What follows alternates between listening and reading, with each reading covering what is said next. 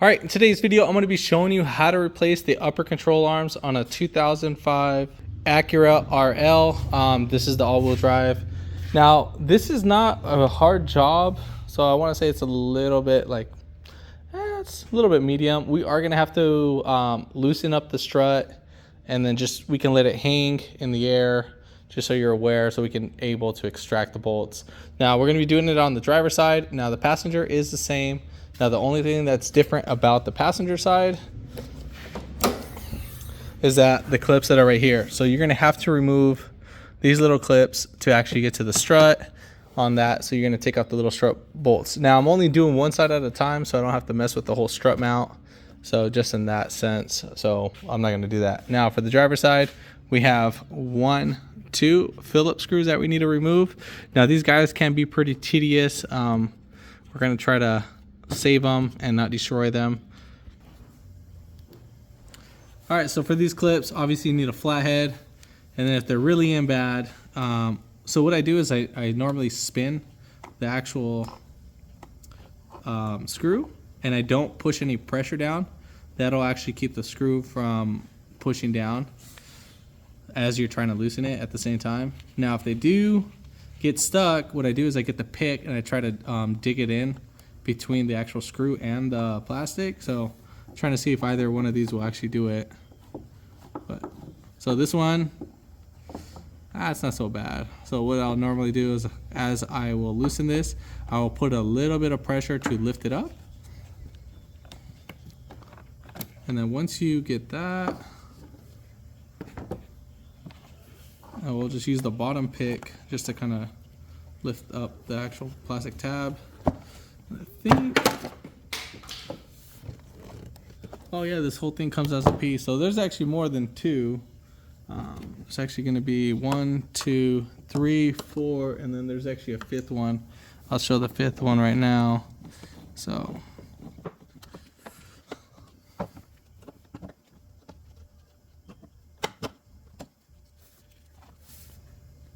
the 5th one is right next to the battery tray.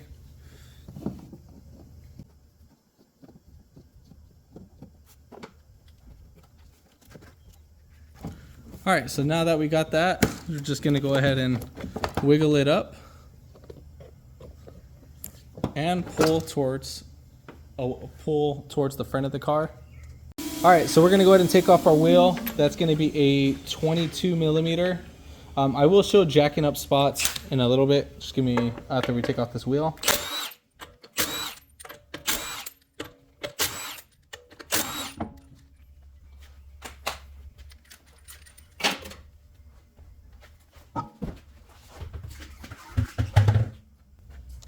All right, so jacking up spots, you can lift it up from the front.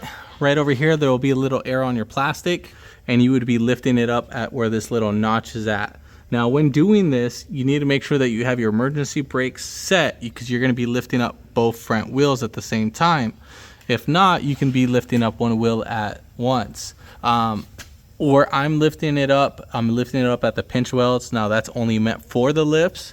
If you want, you can get your jack and lift it up at this bolt if you're doing the driver's side, or you can lift it up in the front where the other control arm is too, at that bolt. And then you can put your jack stand right here, or you can put your jack stand at the pinch weld. But if you lift it up right here, you'll lift up both front wheels depending on how high your jack is. I'm going to be using the Daytona jack. So, well, I'm not using it, but that's what we would use for that. And then again, you would put your jack stands where the actual pinch welds are. Now, there's little corners where they're at. You see the little arrows? They'll have a little slot where you can actually lift those up at. But jacking up points is actually right here for a jack. So just make sure that you do it that. All right, so for the upper clip right here for our upper ball joint, we have a cotter pin lock style. So what you do is you push where the actual U-shape is, you push inside, and then one side will have a little notch. What you do is you grab your pick and you will slightly pull, you'll pull back this way, and then at the same time, you're gonna pull towards you too as well, depending on where the clip is located at. So got that pulled out, and then you wiggle it. So pretty much you have an idea. So pull away from the actual castle nut, and then at the same time pull towards you. So on the upper control arm, we have our ABS wire, and this guy is a one-time use. They have one-time use clips. So what I'm going to try to do is I'm going to try to save it to the best of my ability. So we're just going to kind of wedge. There's 2 notches on the actual upper control arm. You'll see like 2 little nipples up here. Let's see if I can show you that. So those little 2 nipples that are on the actual upper control arm, that's where the actual plastic gets inserted into. And then that's where the part where you actually want to, you know, pry at. So what I'm doing is I'm kind of working, I'm just spinning lefty-loosey, and I'm just kind of working my way. Now, you're just working your way back and forth.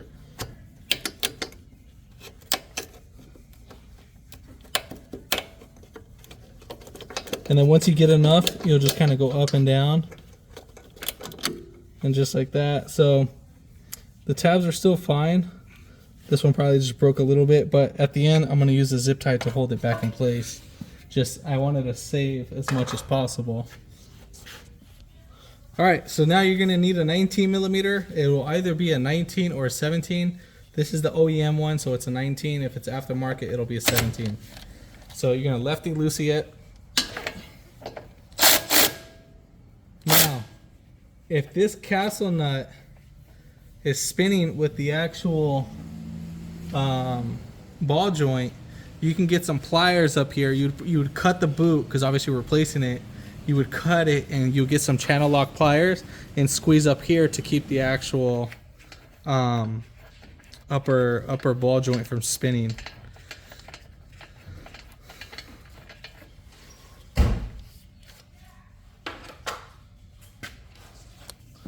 All right, so we're gonna get our hammer, and then we're gonna be hitting right here at the actual knuckle. I'm using I think it's a 5-pound or 4-pound hammer. A house hammer is not gonna work. This is a 4-pound hammer. You're gonna really hit this with your purse. Like as if someone's trying to hit your grandma, you're gonna hit them with that purse. So, then once you kind of hit it a couple times, if it doesn't pop out, then you're gonna hit the upper part. It's because the camera's in the way. God damn it, boy. My purse ain't working too well.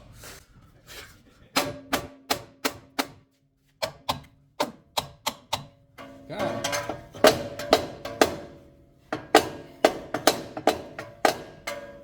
Story of my life. The other side was easy. I promise. Try not to hit the fender at the same time.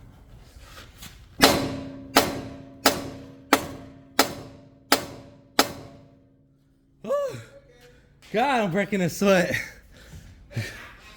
God. All right, let me change the camera angle because this camera is in my way.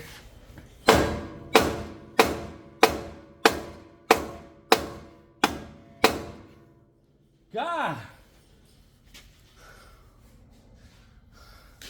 Whew. Bless my soul. I promise you, it's not this hard, but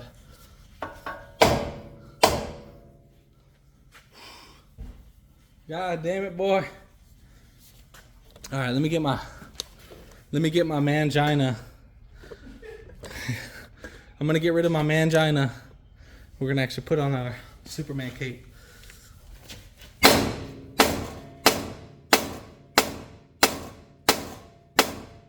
God. Whew. I told you, once you get rid of your mangina and you put on your Superman cape, anything will happen in this world. Got it. Got it. So for the shock fork, you're gonna need a 17 millimeter.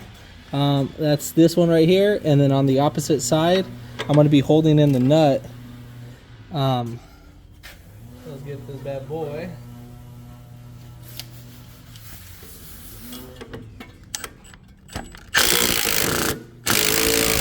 So as I'm loosening this bolt, I'm pushing with my right hand because this is where the bolt is. It's not the nut side.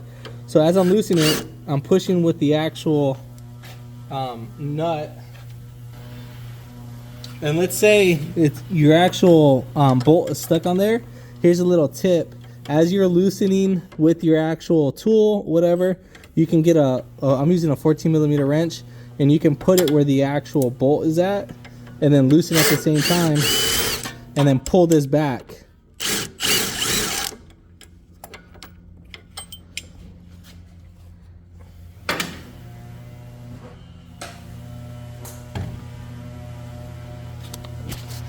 So at this point, we have our actual spindle loose. Now, I would recommend you not to pull the actual upper or the whole spindle or the steering knuckle all the way back, because if you do, you'll pop it out of its CV joint. Now, if you do pop it out of its CV joint, you can put it back in. Now, if it does pop out, what you would have to do is you're gonna try to push it in at the same time, and then you would just kind of spin the actual wheel. Now, when doing so, you're gonna have to spin it by hand. You might need to grab this area and squeeze all the little joints. Now, you need to make sure that the joint's inside. If you get vibration after this, then most likely your CV axle popped out, and then at that point your CV axle is damaged. So just in case you do come across that. Now, let's say if you didn't want to damage that, you can take out the CV axle nut, and then the axle will actually be more loose and you're not pulling it. Since I already kind of know this from experience, I'm not gonna go ahead and take this out, but I believe this is a 36mm that you would be removing this. If you do not have an impact gun, you can get a flathead screwdriver and lock it between the fins of the rotor and lefty-loosey. Torque specs for these, I'm not going to show that in the video, but maybe I might get you the torque specs on that if I'm feeling generous today, or if I'm feeling too nice. At this point, now that we got everything all loose, we're going to go up on top. Alright, so we're here back up at the strut tower. You have 6 nuts in total. Now, there are some gold zinc plated nuts. Those are going to be the ones inside the holes, and then the regular shiny nuts are going to be on top of the plate. I don't think it should matter. Oh, you know what? That's the only way you can put it, so you can't even mix it up. All of those are 14mm. I'm going to go ahead and loosen up every bolt.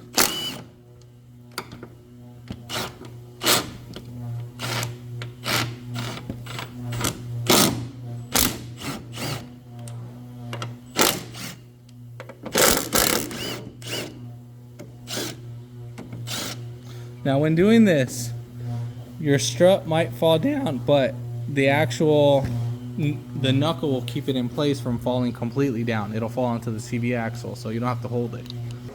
All right, so on our control, or at this point, I'm gonna go ahead and pull down the shock. So I'm just gonna wiggle it down. We'll go ahead and show all of this. All right, so I'm gonna wiggle this down. Alright, so now we got this free, and then you're just going to make sure your shock is basically free. So I'm going to actually get my tool in here. You can either use a wrench. Remember, lefty-loosey. So make sure you don't try to tighten it and get confused.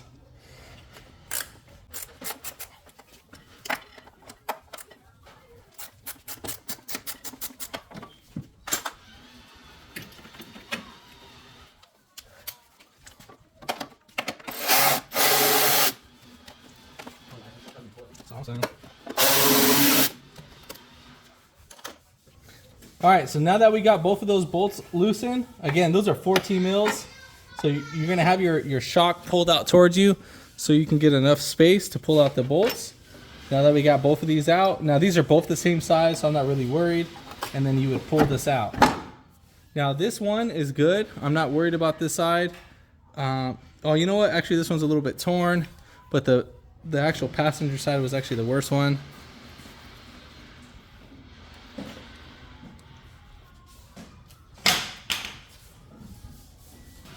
All right, so the part number for this box, this is a Beck and Arkley. I'm sorry, Ardley. And the part number for right here, this is the driver side, and then the passenger side, instead of the 5, you're gonna do a 6. And then that's the passenger side, so you just have an idea. Now, there's other companies that make this. They all come from the same company. They're just labeled in a different box.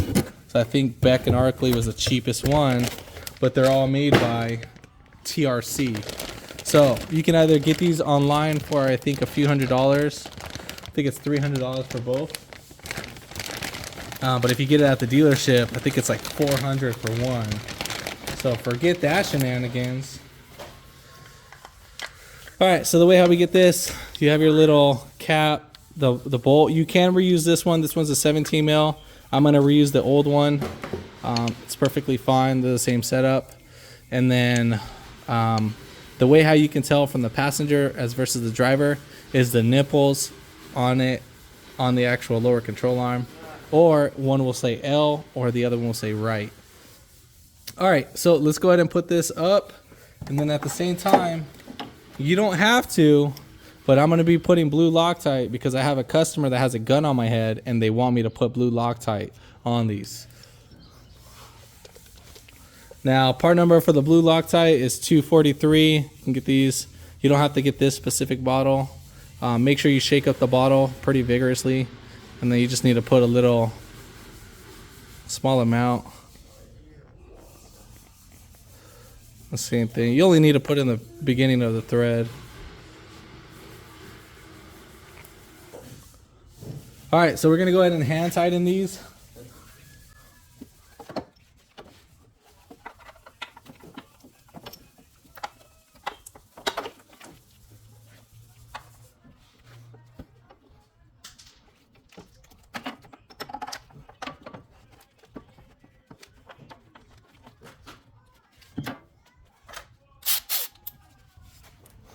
So you are going to be tightening down these these nuts. So you're just going to snug these down till the actual. So this is too tight, right here, and you just need to have it just the hairline loose. Just like that, and then we're gonna hand tighten the rest because we need to do a preload. So same thing, we're just gonna snug these bolts. And I just want this guy flopping around just like that. All right, so in the bottom, I'm gonna use my right hand to actually lift up the shock at the same time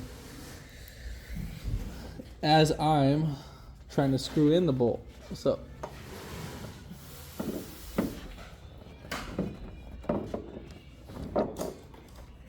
now as long as you can start off one thread, you should be fine, and then the rest should be a little walk in the park.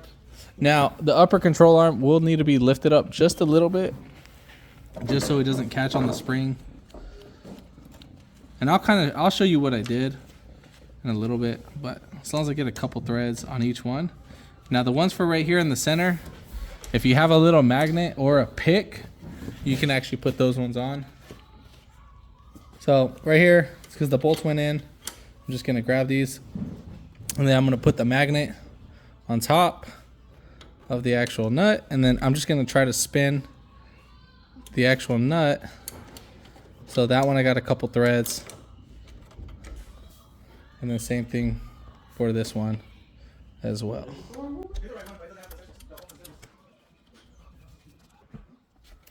So we're gonna go ahead and tighten these down.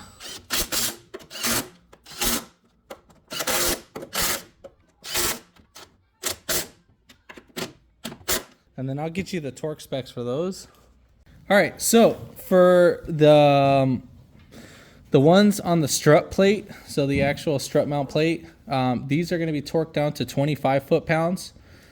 So the one with the little M, I believe this is a M10, and then these ones are going to be torqued down to 40 foot-pounds or 55 Newton meters. So those are the only two right there that you're going to be torquing those down. There's that. All right, so this bolt right here, it's going to be torqued down to 47 foot-pounds. Now they do say replace this, but dude, I've never replaced one of these in my life. So we're going to try to wiggle the actual strut mount. Now, if you need to, you can get the hammer, and I'm just going to be tapping on the actual knuckle itself, but it's just going to be right up here. So I'm just going to tap right here, and then I'm just going to be pushing towards the car. So you might need to kind of wiggle it back and forth just a little bit, and then at the same time you can put this bolt in and then just use it as a guide point. All right, so now I noticed that my lower control arm is a little bit lower. The bolt hole is actually a little bit lower than the actual strut mount, I believe so. Yep, it is a little bit lower. So what I'm gonna do is I'm gonna use my right hand just to push up just a little bit. Now, if you're not as strong, if you're old, you can actually grab your jack and do that. And then once you kind of get it in, then you'll go ahead and just kind of hammer it in a little bit. So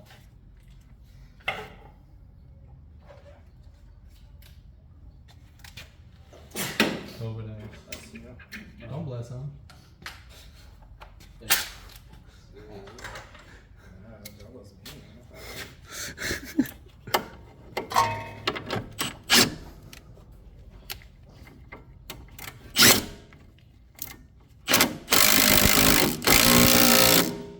All right, now that we got that tied in,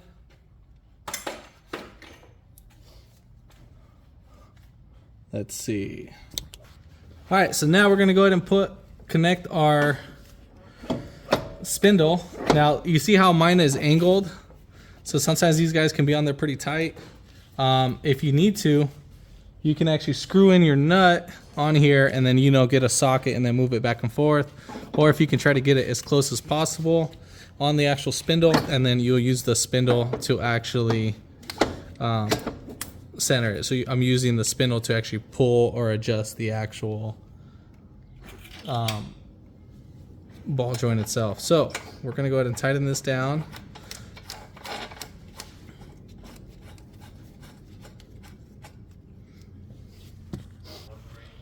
All right, so this is gonna be torqued down to 41 or 53 foot-pounds. But what I would say is just as soon as you get in that specified torque range, you'd make sure you find out where your hole is, locate it, and then we'll go ahead and torque it. So right here, you can see the hole. As long as this castle nut lines up within that specs, it should be good. And then we're gonna go ahead and push in our castle nut. All right, so now at this point, we are gonna need to put the preload on our actual upper control arms, because if we tighten it right now, we'll destroy the whole bushings earlier than what they should. All right, so we're gonna go ahead and lift up at the actual, I'm gonna jack up this area right here.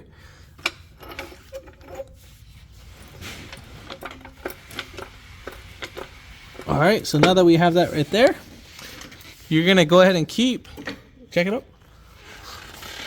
So you're gonna keep lifting. We'll keep going. All right, right there is fine. So this is where I lifted up till the car started lifting up a little bit, and then that should be fine. Within that, now they do sell a special tool. What they do say is they actually want you to have it lifted up right over here. There's actually a little rod that you would put in from right here to right here, this hole. You can use a long flat screwdriver, and then that the arm should be sitting on that. I mean, this should be fine right how it is. And then torque specs for those bolts, and then these should be torqued down to 23 foot-pounds. I think it's a little bit, but again, 23 foot-pounds. So I'm gonna use my wrench to torque these down.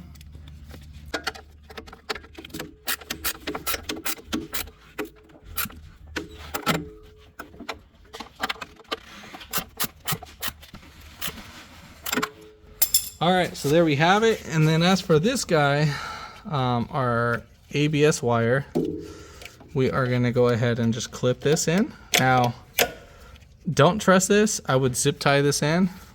So we're gonna go ahead and zip tie this right around here. Just gonna zip tie that. For the axle nut, you're gonna torque down this to 242 foot-pounds if you did take it off. And then for the lug nuts, they are 94 foot-pounds. I'm not gonna be showing that, but you're gonna go ahead and put on your wheel lug nut and then torque down to, again, 94 foot-pounds, and then you're gonna tighten down it in a star pattern. So you're gonna go 1, 2, 3, 4, and 5, and that's pretty much it. Yeah, if this video helped you out. Oh, and then also don't forget to put on your plastic cover. I'm not gonna show that too as well, but if this video helped you out, give it a thumbs up, comment down below if you have any questions, and hit that subscribe button for more upcoming videos in the future, and thanks for watching.